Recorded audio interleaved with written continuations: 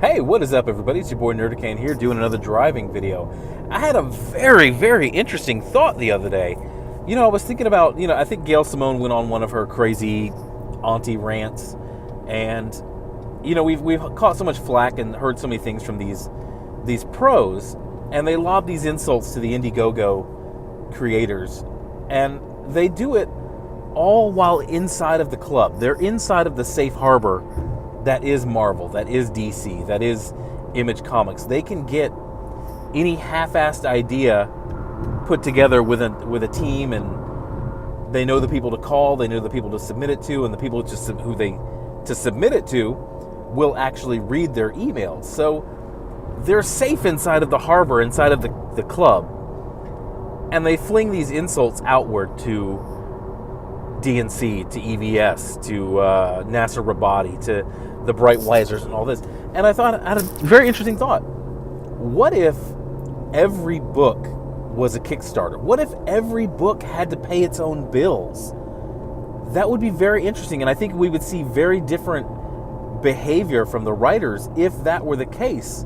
Part of it, makes me wonder, want to hasten the fall of Marvel and DC, these big companies. And if we had an industry that was all Indiegogo, that was all indie, that was all crowdfunded, we would see a much different industry. We would see an industry on pure merit. And we would see industry pros making a lot more money. But lo and behold, today I also had a thought. I was like, what are the latest Comic-Con numbers? And lo and behold, here they are for September. I really wanted to point out, it kind of ties into the first part, and I wanted to point this out because Mags Visaggio, she had a tweet a while back where she was mocking DNC, saying, "Oh, I'm so sorry, you're not going to get to have a career in comics." And then these numbers come out, and the first book that I wanted to go see was "Oh Shit, It's Kim and Kim," which really should be called "Oh Shit, I Can't Pay My Rent This Month." Kim and Kim sold about 1,400 copies. That is, I want to put this in perspective. There is about 2,000, maybe a little less, comic book stores left in America. You didn't even sell one copy to every comic book store in America. Mags, do you have a career in comic books? I mean, sure, the EICs will answer your emails and they still give you work, but I think they give you work based on the popularity or the infamy that DNC gives you. And since DNC really doesn't focus on your books anymore, I think that time is running out. At some point in this entertainment industry, you have to entertain.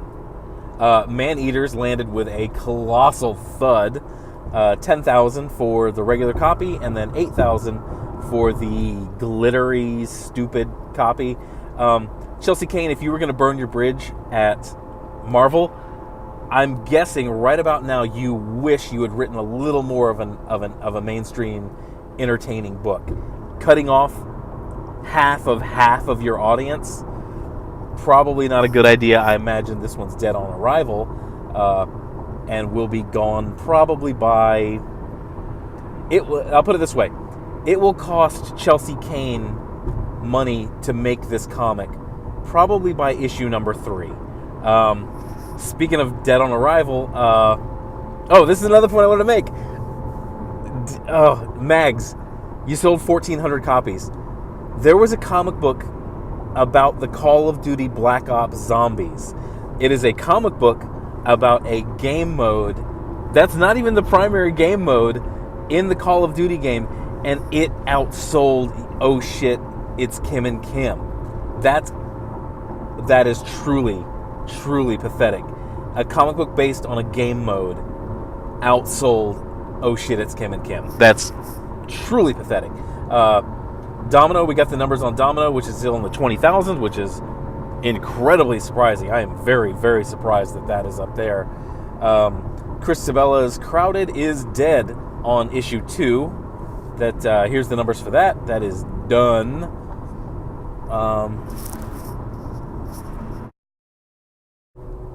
Also making the list, Mr. and Mrs. X. That's actually not a terrible book. I mean, this would be canceled under the Jim Shooter era. This would be 20,000 and you're done. But we see Miss Marvel is about 12,000. Multiple Man is about the same.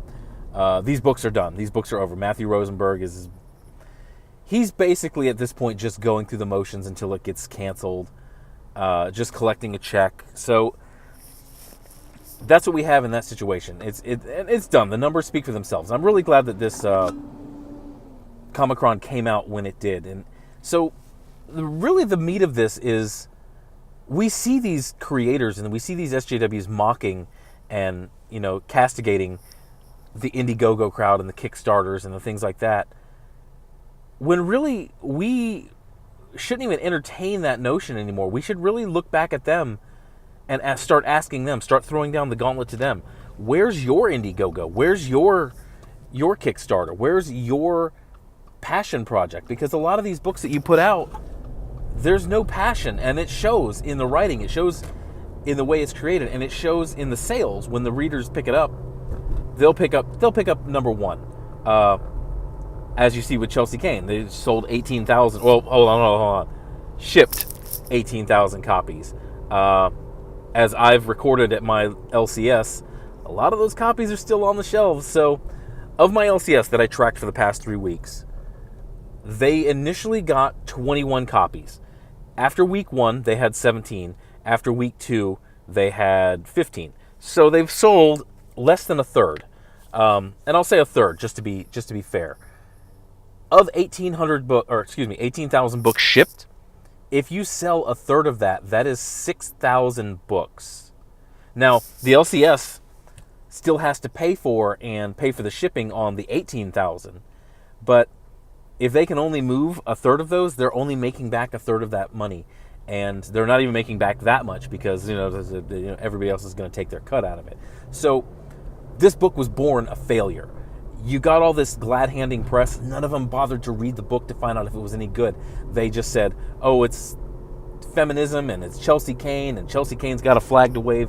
And when the book finally hit, that was the end of it. That was the end of the hype. When somebody actually gets it in their hands, if that is the point where the hype ends, you just put out 18,000 dead books. So congratulations, your book is dead on issue number 1. I read some of it. I skimmed through it. It was pretty terrible. But yeah, as Comicsgate, let's stop responding. Let's stop entertaining the fact, these comments that they say, these snarky comments. Let's start asking them, where is your passion project? Where is your Kickstarter? Where's your contribution to the industry of comic books? Where's your Jawbreakers? Where's your passion project? And I think we'll get a lot of silence. I think we're going to get blocked a little more, but I think in general, when we ask that question, I think we're just going to get silence from them. But that's all I got on this one. Oh man, this guy in front of me is about to jump a curb big time. But that's all I got for today. Thanks for watching. Thanks for your time. Go check out Comic-Con. It is some ugly numbers. I kind of wish... I would love to see the indie books on there as well. But to see the numbers on the indie books, you can go to Indiecron, and they're much more pleasant numbers to look at. But yeah, go check out Comic-Con. It is bleak. It is, yeah.